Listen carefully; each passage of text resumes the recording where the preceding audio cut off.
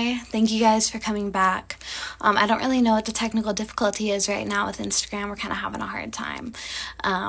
But we plan on getting up and running as soon as possible. Thank you guys so much for tuning in. We're really excited to talk to you guys today, and we think it's going to be a very, very good live. Again, I'm going to be going live with Mari Fong from Check Your Head podcast. She's an incredibly talented, fantastic person, and I'm really, really happy to have featured on her podcast. It'll be coming out soon, my episode, and it is going to be a really, really good live today. I have a lot of faith in that. So in the meantime, while Mari is waiting to tune in and join, go ahead and send in, like I keep saying, how you're doing, and just tell me about how quarantine's going for you. Ask me any questions you have, etc., etc. So someone says, have I ever been an addict? Again, this live is about mental health like it is every week. I have an addictive personality. I thankfully have not had an issue with any particular substance yet, and hopefully ever. But I do have an addictive personality, and something I really keep an eye on. Here we go. I'm just reading what you guys are saying. I really appreciate you guys being nice to me. I'm not going to read every single comment that you guys say because I feel weird complimenting myself on here. But thank you, and now I see your kind words. Here we go. All right. So, have I ever had any head injuries? Yeah, that's what the scar is from. Got a big in the head when I was 4. Depression. Yes, I've dealt with a lot of depression since I was about 6 years old. That's been my problem. One of many. Favorite song from King Iso's new album? I hate to toot my own horn here, but I really love Jealous, the one I'm on, because it was such a fun experience to make it with him. I have a fond sentiment and emotion attached to that track. Here we go. I know someone who does sketches of people's faces. Would you be offended if I had her sketch you? Not at all. You can do whatever you want, you know? This whole lockdown has thrown me through a loop with my addiction. I'm really sorry to hear that.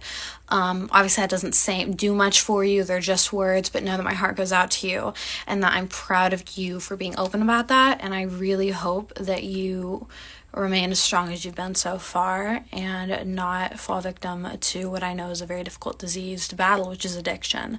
I just said, I have a highly addictive personality, and so I understand that feeling and that urge, and I can't imagine what you're feeling like right now, but I really hope you continue to have the strength to keep going with that. All right, so I'm just waiting on Mari to be able to join. For some reason, Instagram's still saying she's unable to join. So, Mari, if you could request, that'd be really good. I'm really hoping that this works, because if not, we'll have to reschedule. But I really think this is going to work, guys. Stay tuned.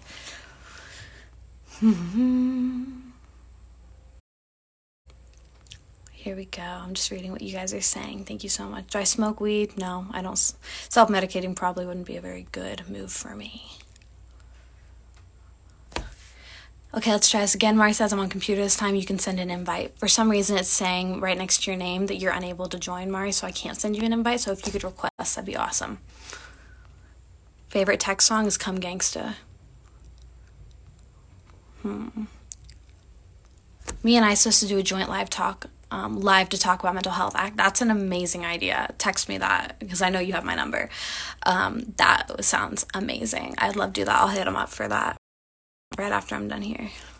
Do I wish I had any features on Mystic? No, I don't. And the reason why I didn't have any, because it was my album about what I'm saying and what I'm doing, you know what I mean? It was very important to me that it stays that way. Again, momentarily, I'm going to be joined by Mari Fong from Check Your Head podcast as soon as we get these technical difficulties worked out.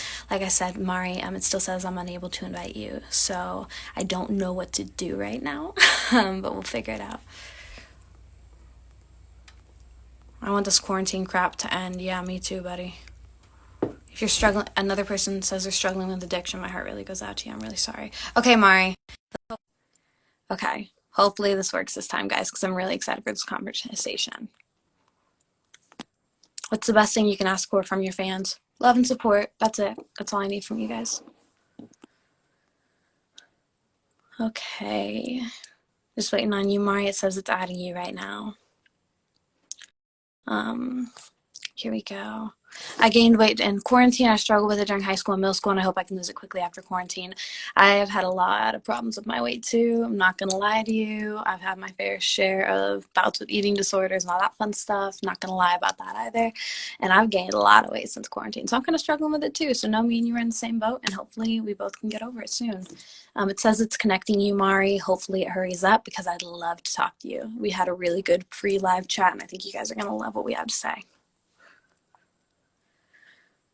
When you're not in the studio, what is your choice of activity? Listening to music in my car.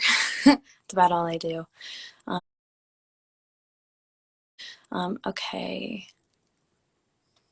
Here we go. Okay. Looking to add Mari real quick. Okay, I'm going to try and add you one more time, Mari. It's saying it's trying. Can I have your number? Absolutely not. Okay, it says it's connecting. Hi! I'm not sure I can hear your audio. If someone could comment and say if you hear her or not, that'd be awesome. And it may just be a problem on my end. I can't hear you though, and I don't know what's happening. I'm so sorry. Okay. No voice. Okay. Someone's saying that they can't hear you. Is there any chance that maybe your microphone is covered or something like that?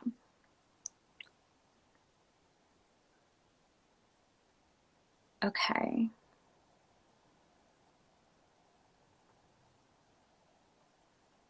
Or do you have any headphones plugged in or connected through Bluetooth? Okay. Not really sure how to handle this or troubleshoot this. I'm so sorry. Maybe we have to. One fan is suggesting you close your app and rejoin. So if you haven't already tried that, maybe we should try that. Okay. Okay. Let's see how that goes. You could try also. Oh, dang it. Yeah. Sorry, guys. Sorry for the technical difficulties. We're doing our best, but you know how this stuff is, you know. Usually you don't have problems with this, but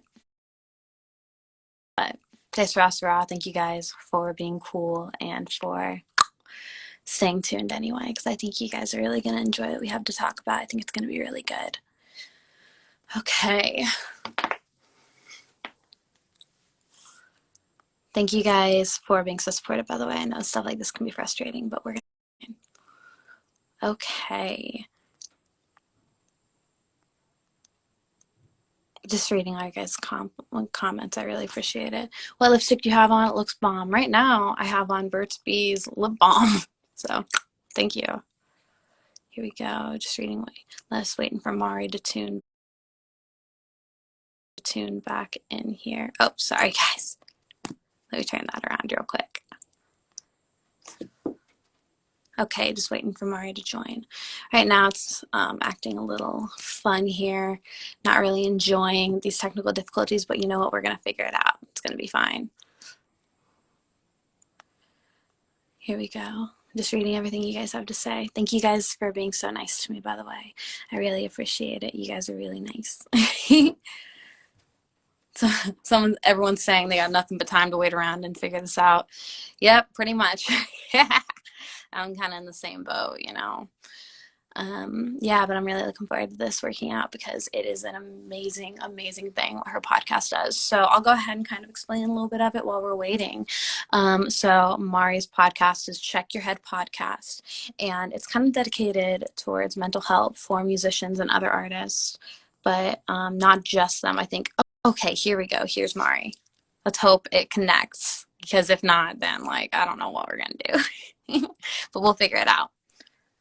Okay, hi Mari, can you hear me? Oof, I don't think I could hear. Maybe try using some headphones with a microphone. Maybe that'll work because I don't know what else to do.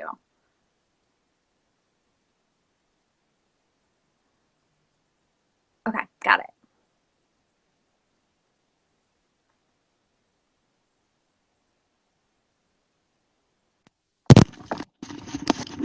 All right, I think we can hear you now. Hello? Hi!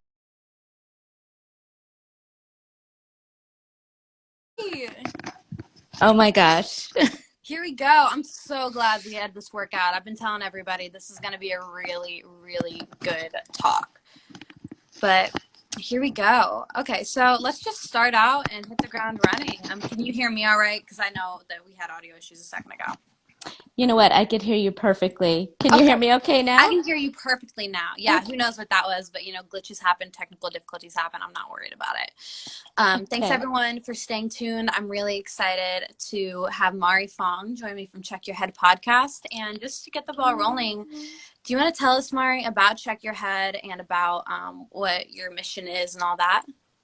Yes. Check Your Head podcast is a podcast where notable musicians like yourself come onto the show and they share their mental health story, their experiences, and most importantly, their solutions to some of the tough challenges in life.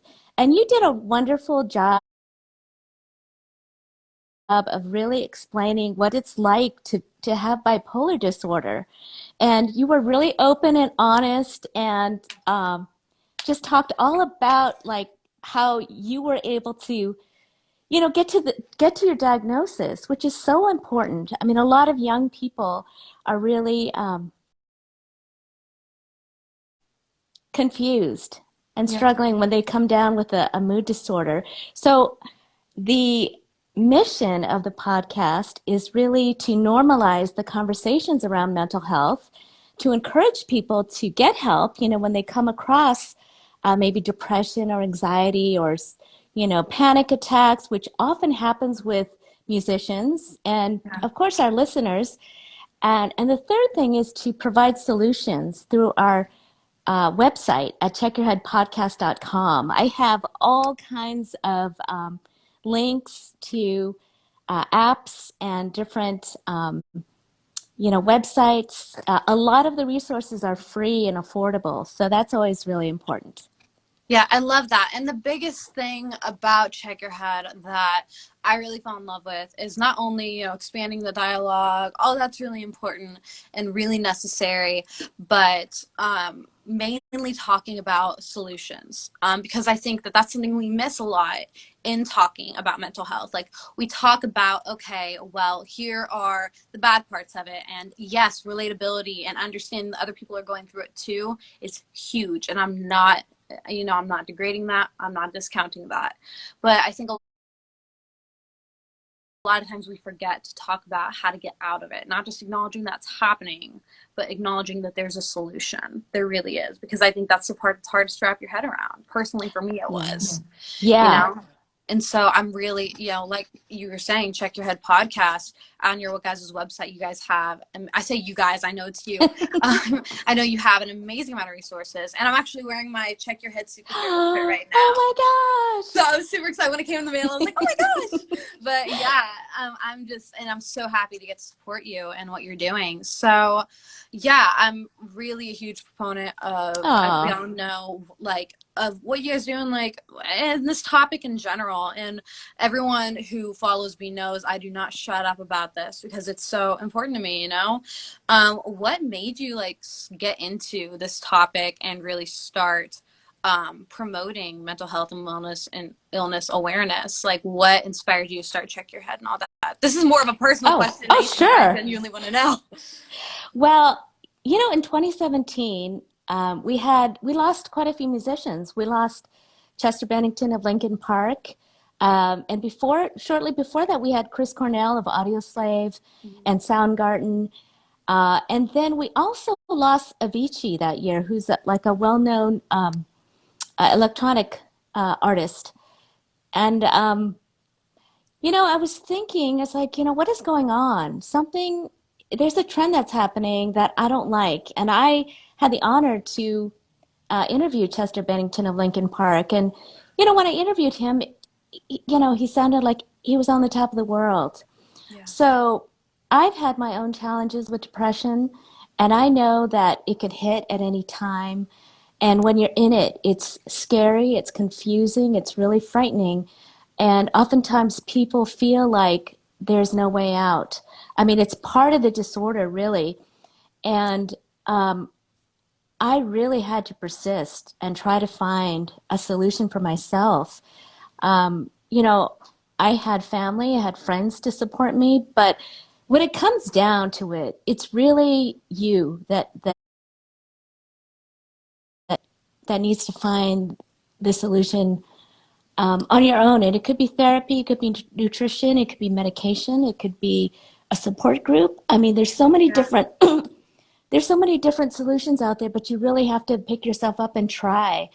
And let me tell you, when you're in the depths of a really tough times, you don't even sometimes you feel like it's hopeless. But I want everybody to know that uh, there is hope out there. And the podcast is actually optimistic again because we talk about solutions. And I know you shared some really great solutions throughout your journey. And oftentimes the journey is a long one. You know, to, Yeah.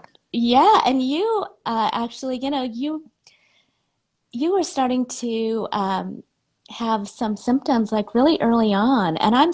so thankful that you found your way Thank you. because you I have really so appreciate much beautiful talent to share and so much, you know, it. Thank you. Thank you. I you're really, welcome. that means a lot to me because a lot of you, a few things I want to comment on that you just said. Foremost, like you said, I've really struggled for a long time. If you haven't seen my TED Talk, Mackenzie Nicole's Mental Health Odyssey, which is available on the TEDx TED Talk channel on YouTube. The first line I say is the first time I remember contemplating suicide, I was 6 years old. And I was 18 when I got help. So that's a long time. That's 12 years of a whole lot of negativity. Hmm. And so when it comes down to getting help and comes down to kind of pulling yourself up by your bootstraps, it's a lot easier said than done. You're right, but it is ultimately what has to be done. Because yes, Hmm. having a supportive environment and community around you, that does wonders. And I'm not discounting that. But at the Hmm. end of the day, you are the one who has to save yourself. And that was kind of the point with Mystic and the visuals. Hmm. My Mystic video series and film, all 12 parts are out now. You can watch them on Strange Music Inc.'s YouTube. At the end, the Mystic and the girl are Hmm. both played by me, the same person. And the point there is that the only person that can save you is yourself. And that's kind of the subliminal messaging there. Because at the end of the day, I had a lot of people supporting me. I had my mom who endlessly supported me. I had friends who were endlessly supporting me. And my dad, I had a lot of people in my corner. But it wasn't until I had that, epiphany, that breaking point that I could actually find my way out of it. So I think that's a really good thing to emphasize. And another thing is like solutions that, there is a line between helping yourself and then self medicating. And we talked about that in your Yeah. podcast because a lot of people pull the whole like, well, I self medicate, and I'm not hating on, but on, trying to help yourself to a degree, but you're not a trained medical professional, most likely. I bet very Hmm. few of you are. And smoking pot and drinking isn't going to save your mental health. Like, I hate to tell you, but it's just simply not. And if you think it is, I personally think you're in denial. That's just me. That may be a dramatic statement, but I Hmm. think that, and maybe it does help you to a degree, but genuinely, if you do have deep seated emotional and mental health issues, that's something that you need to see a professional about. And like you said earlier, maybe it's therapy, maybe it's actual medication, maybe it's just a support group or someplace you can go as a safe space. Hmm. But you really do need to look out and find those, bona fide, legitimate resources. You know what I mean? Right. And the thing is that, um, you know, everybody should know it's that they have a choice. If there are solutions out there that they try, they don't work for them, try something else. And, you always have a choice in the direction that you go with therapy or counseling and so forth. So, um,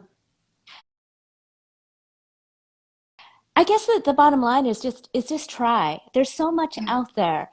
And if you go on the website, I've really tried to be comprehensive to have like an area where, musicians can go, like, for instance, Sweet Relief Musicians Fund and Music Cares. These are all organizations that will support musicians in their mental health.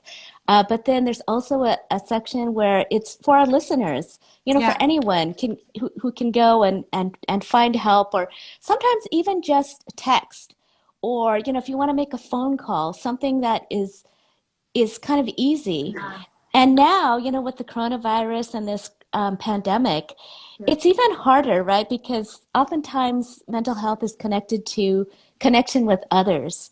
Um, Absolutely. uh, but there's a lot of e-counseling now, where you could stay anonymous and you could get therapy, or you can get help through your computer. And sometimes when you're in a, at a really difficult moment, you might be all alone and you might just have your phone in your hand. And in those cases, people need to know that there are things that you can get help, you know, Exactly. through your Exactly. phone. And like something that I see a lot is I just saw someone comment is that you're in an economic place where maybe going to a therapist or affording medication is difficult for you. And I want to emphasize again that Mari is one of those people, especially who has on Check Your Head's website a bunch of resources that do not require any money, or it just Hmm. requires your presence and your ability to connect. You can do so anonymously. You just mentioned times when you may be so isolated. The only thing that you have to connect yourself with the outside world is your phone, or connect yourself with anyone. And on our last live, I was with Margaret from Bring Change to Mind, if you guys will remember. And she mentioned that To Write Love on Her Arms has a really good resource page, much like Check Your Head Hmm. does. But also that the suicide hotlines, both the verbal one you can call and the text one, were incredibly, incredibly helpful to people. And I can attest to that because, as I shared on the last live, and that was the first time I'd ever told anyone. But there was a night when I probably would have killed myself, to be totally honest. That I actually, among talking to a friend of mine, I started with utilizing the text hotline, Hmm. text hotline. And that was a hugely helpful thing to me because again, it's anonymous and it's not anything where your information is like data mined and then sold. Like, Hmm. it's not one of those things. It is genuinely just a resource to help you. And that's what the person, the counselor I was connected with, is what encouraged me to call a friend I actually knew and have someone see me through the night, essentially. But there are, like we've been saying, resources for you, regardless of your socioeconomic situation. Hmm. One sec. I'm gonna block someone from this chat real quick, if you don't mind. Hide live video. Okay. So, just to get some negativity out of there. I don't need anyone talking about smoking meth. But my heart goes out to any addiction, but we don't need that in this space. But yeah, and you brought up like right now, especially how isolated we are. Um, Hmm. how are you coping personally, if you don't mind sharing, and how do you recommend people get through this time, especially people who have problems with mental health? Well, first of all, I think we have to be really conscious about the people in our space, to really appreciate the people in our space. And sometimes that's difficult because we are spending 24/7 with whoever is, in close proximity to us. And sometimes, it's natural for people to get on our nerves. Even little things, that Yeah, don't even make, little things that really don't matter that much. So I just try to really appreciate the people that I'm here with and treat them as well as I can. And also explain, like, if I'm in a bad mood, just say, you know what, I'm just not feeling good today. yeah, Just be open and honest. Um, I'm really trying to work on my indoor space, just doing home projects, gardening and cooking. I seriously feel like a pioneer woman because this coronavirus has really gotten it so that we're doing the simple things in life. And sometimes those things are really beautiful. Just absolutely. having like a conversation with somebody that you never get the chance to because you're too tired or you're working or, we're so distracted when we have the outside world, coming in at us. The other thing I would suggest is that there's a lot of support groups that are online that are doing like Zoom meetings. Like, for instance, Mhm. the Depression and Bipolar Support Alliance. Um, I sometimes stop into the meeting, uh, the local one in San Gabriel Valley here in Los Angeles, and they have meetings online. So, that's a place where you can vent and, just vent about anything, just, about the coronavirus or about relationships or, because it is a challenging time for everyone right now. Yeah, I love that you brought that up because, like, I didn't even know. I guess it makes sense. I didn't even know that support groups like that were doing Zoom meetings and things like that. I absolutely love that. And someone commented, it is hard to be honest about mental health. And that was Uh-huh. something that I struggle with still. Like, I've been pretty open about during this quarantine period, like a couple weeks ago, like 3 weeks ago, I went through a super crazy manic episode and then have hit a super bad depressive episode since, and I'm still getting out of it, and it's been 3 weeks, and it sucks, and Yeah. it's rough. But like, one thing I have really, I'm almost fortunate to be in quarantine when this happened, actually, been confronted with is being around my mom nonstop now because we live Mm-hmm. together. She's been realized the change in behavior, and someone just said, so it's so easy just to say everything is fine. That's my natural reflex too. When she asks me how I'm doing, I'm naturally like, oh, I'm fine. Then I run out the door and go someplace else, right? But I don't have that Mm-hmm. option right now. I'm Yeah. stuck inside with her, and she's just been very, very upfront with me and been like, listen, first of all, no. I can tell you're not, and so don't lie. It Yeah. is what it is. And I found over the last couple of weeks that the more open I've been, it's actually decreased the span of time that I normally would struggle. So normally, Mm-hmm. the worst part of my depressive phase right after that drop from manic would last for Mm-hmm. weeks. For me, it only lasted a couple days because I was actually forced to confront those feelings by my mom and by Mm-hmm. being surrounded by people right now, rather than being able to flee into going into someplace private or going to a socially, going to a place like a coffee shop where no one talks to each other, things like that. Mm-hmm. So again, like it's like working out sometimes, right? It's like a mental workout because you Mm-hmm. dread it, but once you do it, you feel Mm-hmm. so much better. And Yeah. it really is that way. And so, yeah, I think what you said is perfect. Like, just being open and honest with people. Not only does that help you, but it also makes it more available for other people to be open and honest with you. And when you help yourself, like, you subliminally and unintentionally help others in that way. And I think that's the beautiful thing about human social behavior and about mental health, is that we're all part of the human community. And when you help yourself, it sends out these Mm-hmm. ripples to the people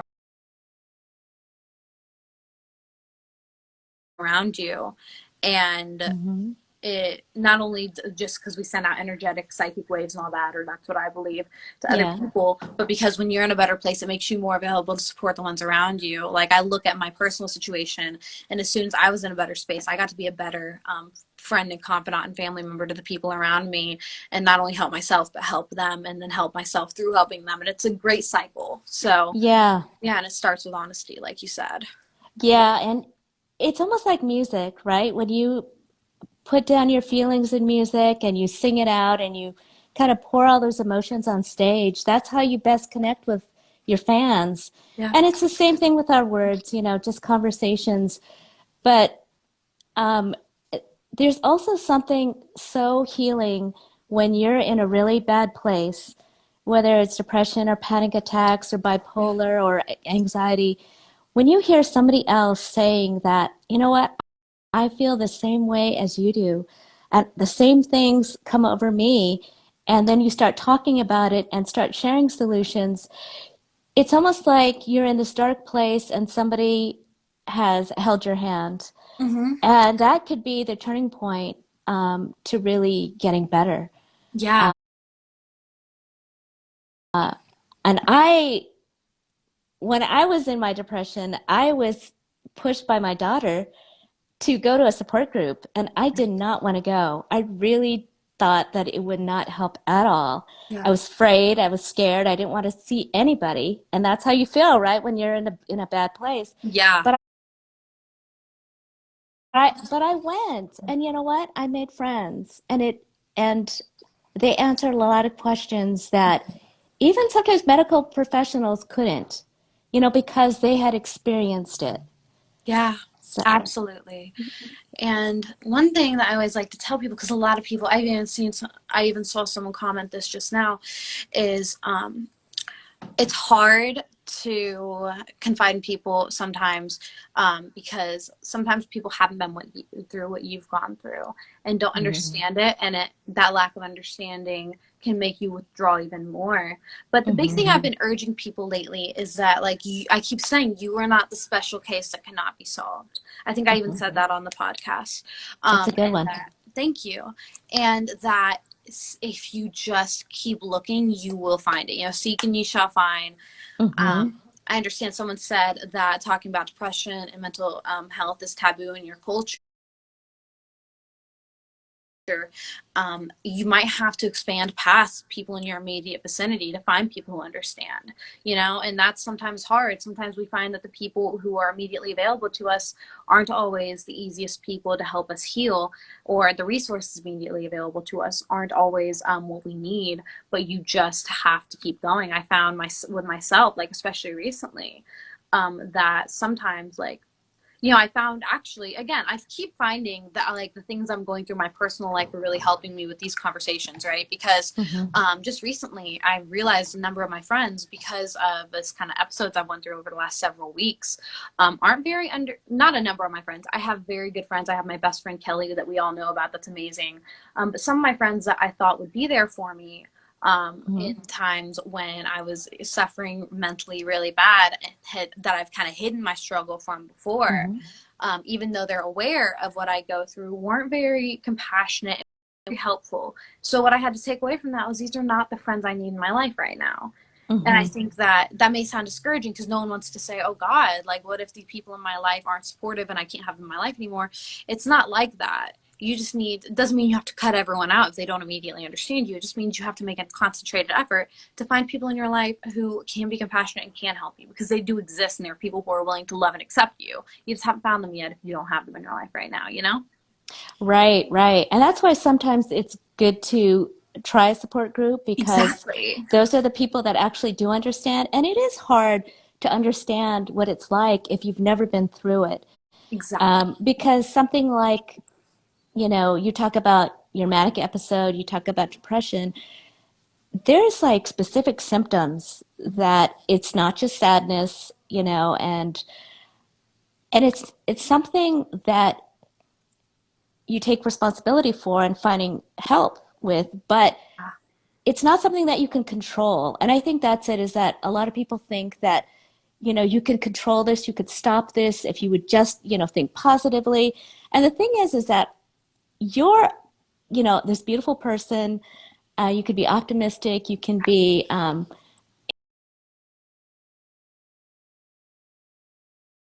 ambitious when you're healthy.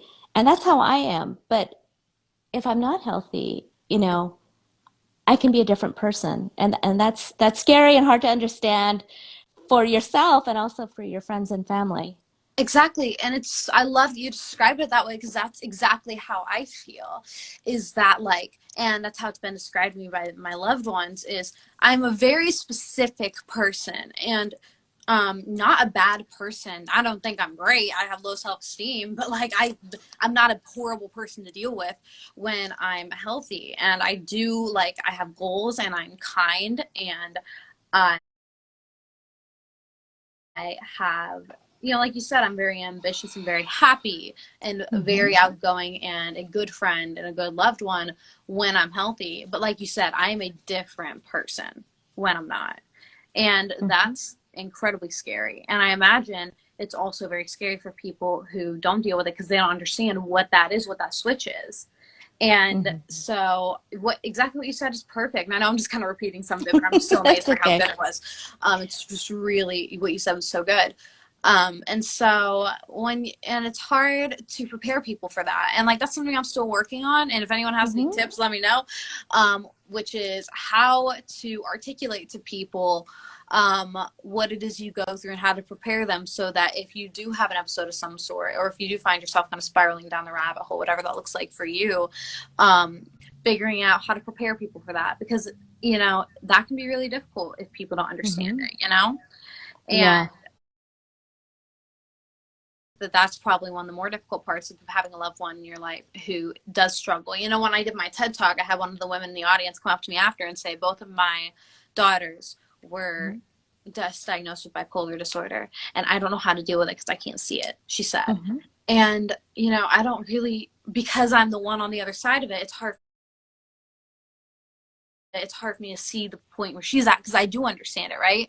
But the best Yeah. thing I can say is like to please have patience with them, because like that's the biggest thing. If I had to have anyone do anything for me, knowing that my mental health issues are what they are, is I just really implore them to have patience with me. And so for any of you who may be in that position where you have a loved one who's struggling and maybe you don't understand it, just have patience, because they are Hmm. trying, and if it's bad for you, it's probably worse for them. Yeah, yeah. And also that's a really good point because and that's it is like on the podcast when people start talking about their symptoms, it helps other people understand like their point of view. Yeah. And I also want to tell people like if you're struggling, be patient with yourself because I think when you're in a bad place, you're really down on yourself. Yeah. And I've heard from people that have tried to commit suicide and they seem to say the same things like, you know, I don't want to be a burden on my family and friends.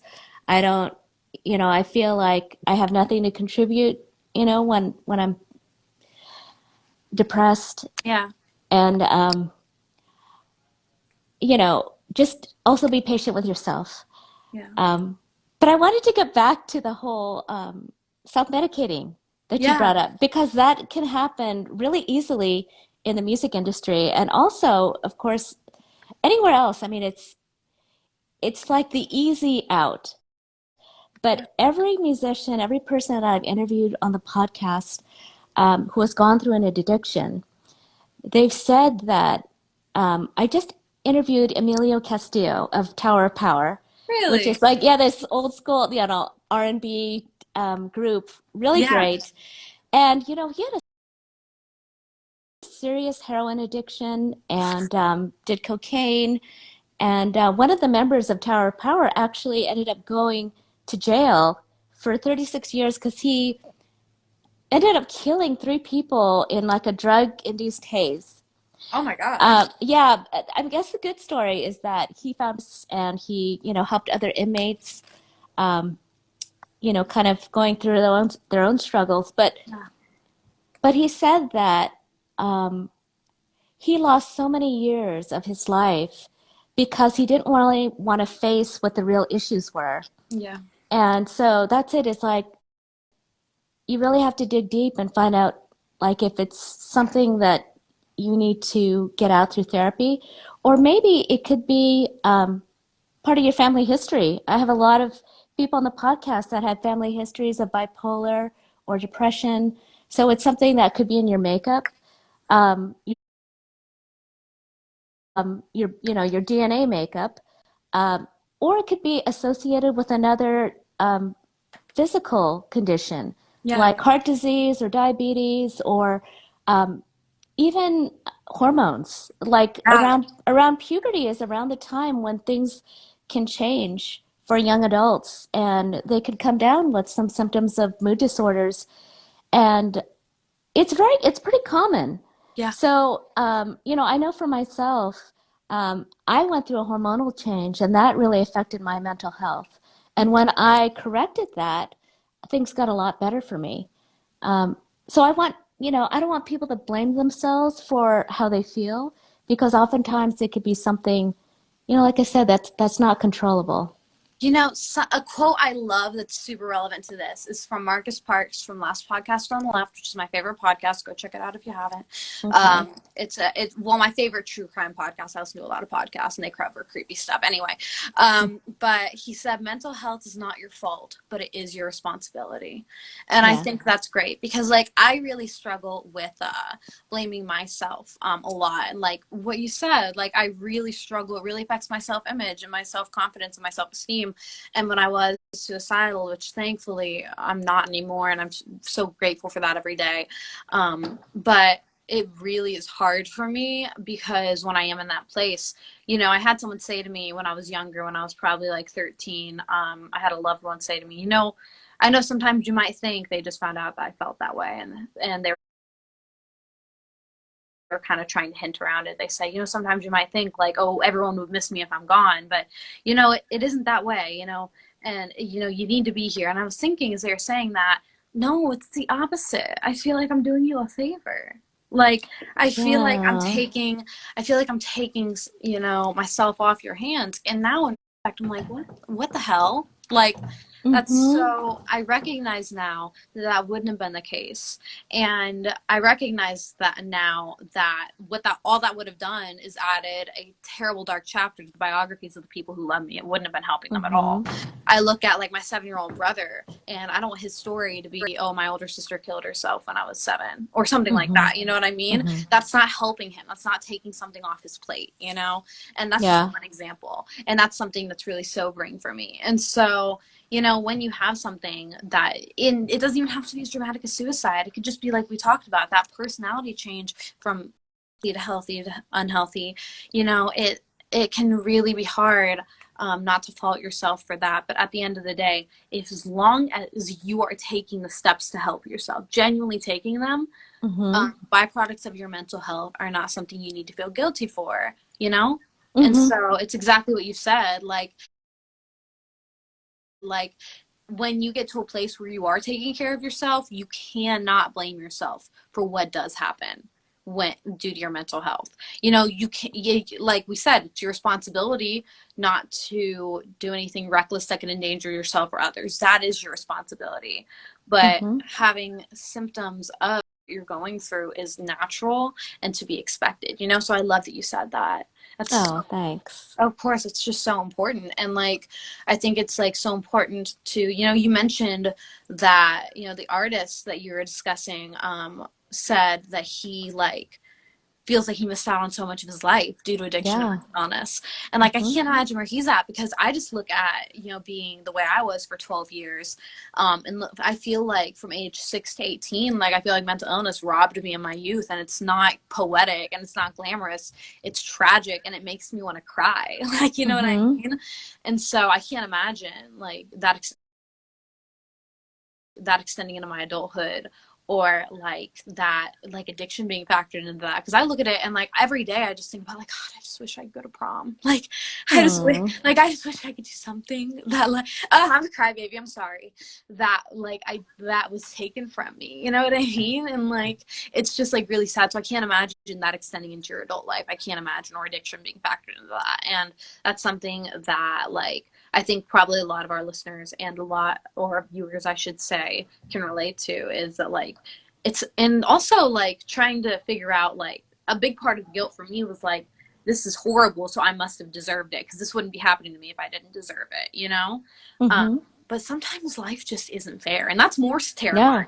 That's more Yeah. terrifying, but it's the truth. You know, there's no reason. I didn't do anything to deserve being bipolar. I was just kind of born this way, and that's the hand I was dealt. And does it suck? Mm-hmm. Yeah. Do I wish it wasn't? Yeah. But now I just deal with it, and I don't deserve it, but it's what I got, and now I work with it. You know what I mean? Yeah. But And even yeah, And even that, like accepting that about yourself, yeah, that takes time also, right? Like, um, you were in a situation when you were diagnosed with bipolar, you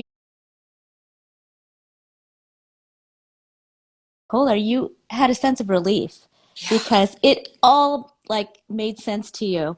And yeah. finally, there was like a name to what you were going through. Mm-hmm. Um, but oftentimes if you're diagnosed with, depression or anxiety or panic attacks or something, it's hard to accept that. Yeah.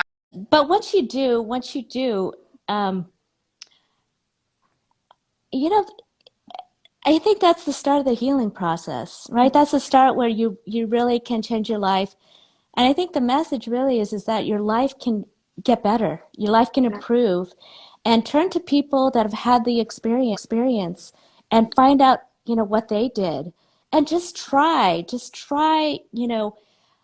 different ways to make your life better. And anybody who's struggling with a mood disorder that is taking even one step, that's a sign of strength. It really is.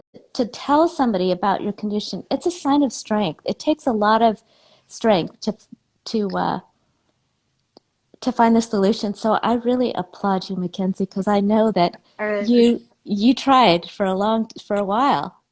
Yes. Yeah. Yes. And that's mutual because I know that anyone like, who experienced any of this, and you said you have, deserves a like goddamn gold medal and a star and a cookie for going through what they went through. Like it's It's absolutely the insane. hardest thing. Yeah. It really is because physical, and I speak from being relatively physically healthy, so maybe that someone will be offended by this, and if so, I apologize. But physical things you can your physical body isn't as innate as your mental body. You know what I mean? Like, Mm-hmm. what I mean by that is like you can lose an arm and it sucks, I'm sure. And I'm not saying that's not a big deal, but like that damage that you can eventually, through rehabilitation, live with and be fine. But if a part of your sanctuary is supposed to be your mental headspace more than anything, right? More than anything Yeah. physical or anything physical. And so when that's injured, there's no repairing that. And with that, just like there's no living with that. You have to fix it.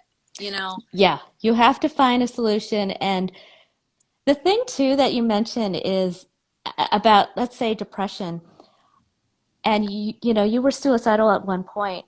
Yeah. Those thoughts, people need to realize that those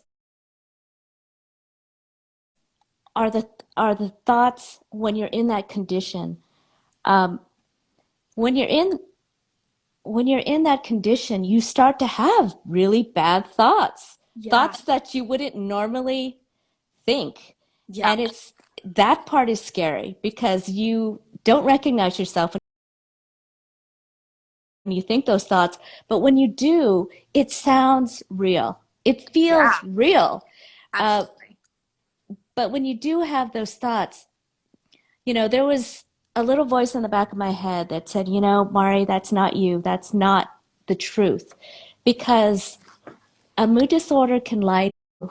Depression, anxiety, it can lie to you. Like when Yes. you're in a manic state, I'm sure that also lies to you, right? You start to believe Yeah. things about yourself and what you could do and The so delusions forth. of grandeur and all of that. It's crazy. Like it's Right. it all misleads you. You know what I mean? And it's hard to Yeah. believe that a part of you that your mental could mislead you and lie to you like that because it's like supposed to be you, right? Like that's supposed to be who you are. Hmm. But there are elements of it that can distract and mislead and, like you said, lie to you, and like that are detached from who you are. And like it's funny that you say, like, not funny, but I just interesting that you said like there's a voice in the Yeah. back of your head that said like this is not you, this is not it, because Uh-huh. I always kind of explain to people that when I'm having like a crazy like episode of some sort, like whether it be suicidal, whether it be manic or highly depressive, like Hmm. it's like an out of body experience because there's Hmm. enough of me present that I know something's going on, but I just can't stop it. Like Hmm. it's like I'm watching myself through a TV screen doing these things that I know I wouldn't do, or saying these things that I know I wouldn't say, and are wrong or unhealthy, and I just can't stop it. I have no more control over it than you do of a movie you're watching. You can't reach Right. through and touch the actor and say stop, you Yeah. know? And it's the same feeling. And so, like you said, like there's the pieces of you just got to cling to the pieces of you that do remain when you're in that place. You know what I mean? You know what I mean? Because you're Yeah. still in there somewhere, and you got to find you, and you got to embrace you, and let that be your anchor through the storm. You know, that's how I feel, at least. Mm-hmm. You know, and that really is a huge part for me, is like finding what your anchors are in your life. Like, that's probably one of the biggest things that saved me, is like figuring out what things I can go back to, what the lighthouse is. You know what I mean? So Mm-hmm. when I'm lost at sea, what's the pinpoint in the distance that keeps me knowing that something's going to be fine at some point, you know? And for me, like, a lot of it has been recognizing that through therapy and medication, like, that I'm still here and I got my second chance at life. And now that I have that, like, if I survived it once and I've survived worse, then I can survive it again. Other anchors for me are like my little brother. Like I Mm-hmm. said, I have a 7-year-old brother, and he's the light of my life, and so that's a huge thing for me. Like I said, I don't want my own behavior. I don't want to add a dark chapter to his biography. I always say that I can't do that to him because I love him too much. I look at Mm-hmm. that. I have, like I said, some supportive people in my life, and that helps anchor me. A lot of people, it's their outlet. You know what I mean? I'm discussed with a lot of people that maybe it's your art, maybe it's your job, doing what you're Mm-hmm. passionate about that saves you and helps you. You know what I mean? But just finding something to hold on to when your mental is not enough to save you, I think is really important also.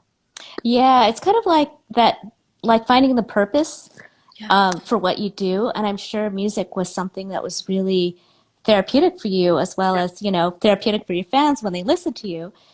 You were going through all this. Yeah. And, you know, now you have your story too to kind of, you know, push you forward as far as your purpose. Because I Yeah. do believe, you know, that is part of your purpose. And I know that your new album, Mystic, is kind of explains some of your emotional journey, your Oh mental health yeah. journey.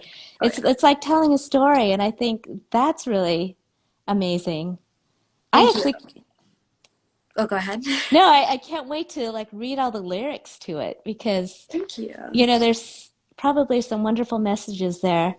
Thank you. No, it's one of those things where like I'm so glad you brought that up because I didn't even think to say that, but like that's another huge thing that's been there for me is I I now have kind of put myself in the center of this discussion to a degree. Like I've really been like integrated myself into this dialogue about mental health. And now, after preaching, get help, after preaching, you can do better, after preaching, you can get better. If I fall off the deep end, then nothing I said matters anymore. You know what I mean? Like, it does, but Mhm. like, I don't want to negate all the points we've made and all the progress we've made by not being able to live up to that myself. You know what I mean? I Yeah. assume you're probably in a similar position because you've dedicated so much of your life to this. Um, that you know, if you can't overcome the struggle, then who can? I think is kind of the feeling. I look at a good friend of mine. His name's Pearson, and please look up the Pearson Project on Instagram or online once you have a chance to, because he was 14 and he was an outspoken advocate. He was like single digit age speaking in front of Congress type stuff. Like he was Hmm. brilliant. And his big thing was mental health in youth and expanding the awareness and expanding the help for people who are young and Hmm. struggling. And so then after all of that, he died by suicide. Oh. And I think, man, and that really rocked me because I was like, if he can't do it, and then how can I? Like, what did I do that made me and my struggle outlast what he could bear? And he remains so strong and so brilliant. You know what I mean? Hmm. And I think that what he continues to do, from even though he's left this physical plane, with the Hmm. Pearson Project and what his parents Hillary and Travis have promoted, regardless of that ending of that part of his story, is incredible. But that really rocked me, and I would hate to do that to other people, where it makes them think, oh man, like, how am I going to do it if they didn't? I'm not saying I'm like some major role model for anyone. I don't think that, you know what I mean? But I'm saying like that could be Hmm. anyone. That could be, You know, it could be your friend. It could be you could be someone's friend. You could be someone's mentor. You could be someone's neighbor, and they could feel the same way about you if they lost you. You know what I mean? And Yeah. so it's like we have to be that example to each other. You know? Yeah. Yeah. And that's one thing, with the Check Your Head podcast, that I say at the end of every episode is, to be brave, to ask for help, and Yeah. to be persistent in finding the mental help that you need. And that's the thing is like with our mental health, with our physical health, it's a lifelong thing. We need to be persistent in each battle, whatever the battle might be. Yeah. Um, and just relying on other people also that really care. And even though they may not understand, even somebody taking you to go see a counselor, Yeah. somebody listening and, just saying, I love you. I want you here.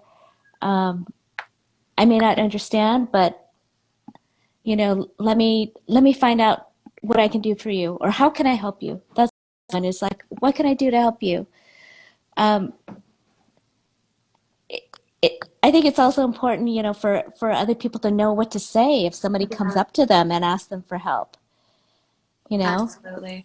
And figuring out what the safe rhetoric is and things like that is another really important thing, and a really important thing that I think you work on with Check Your Head, like you just said, because kindness does save lives. Like, not to be Mm-hmm. dramatic, but it does. It simply does, you know? Yeah. And so being able to recognize when you can and should be able to help others is like a huge part of your responsibility. And like that's one really cool thing that I think is interesting that we kind of touched on but haven't said explicitly yet is um it's even if you don't struggle, you have a responsibility to your neighbor, to your loved one, to your fellow human beings, to be there for people who do. I truly believe that. I'm not Mm-hmm. saying that it's your job to someone because that's not possible, but it's your job to exercise compassion and patience and be kind to people. You know, Yeah. that's really the responsibility of everyone. So if you don't have to look out for your mental health, be conscious of that of others. You know, like it's one of those Mm-hmm. things. It's Yeah. just there's so many levels to this, and everyone can engage in this conversation. Everyone can engage in this important topic, and I think that's what like some of the really I think that's really important. You know what I mean? Yes, I do. I agree. So yeah, I feel really good about this conversation. Do you have anything else you want to say before we sign off? I guess listen to the podcast. It's called Check Your Yes, Head, Mental Health for Musicians. please. Check out our website, checkyourheadpodcast.com. And just know that, when you do find the solution to whatever you're struggling with, there's great happiness and joy and contentment on the other side, and a new appreciation for life, and how the smallest acts of kindness can really, brighten your day.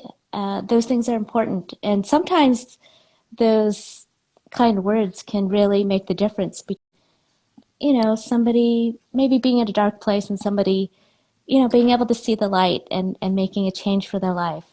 Yeah. Absolutely. Absolutely. I love that So you said all that. That really, that's so important. And I'm really glad you said all that. Again, Check Your Head podcast. Thank you so much, Mari, for being here. thank you, Mackenzie. This was fantastic. So And you're again, go ahead. you're a superhero. Oh, thank you. That's what the Every shirt says, day. right? Yep, every day. But yeah, I'm just know that if you're struggling at all, thank you for tuning in. We're so proud of you guys. And this is going to be saved to my story. So if you know someone who might need this talk, go ahead and direct them to this talk because it's going to be on my story and it's going to be posted up. And so, yeah, thank you guys so much for tuning in, and we'll talk to you next time, okay? Bye. Bye. Love you.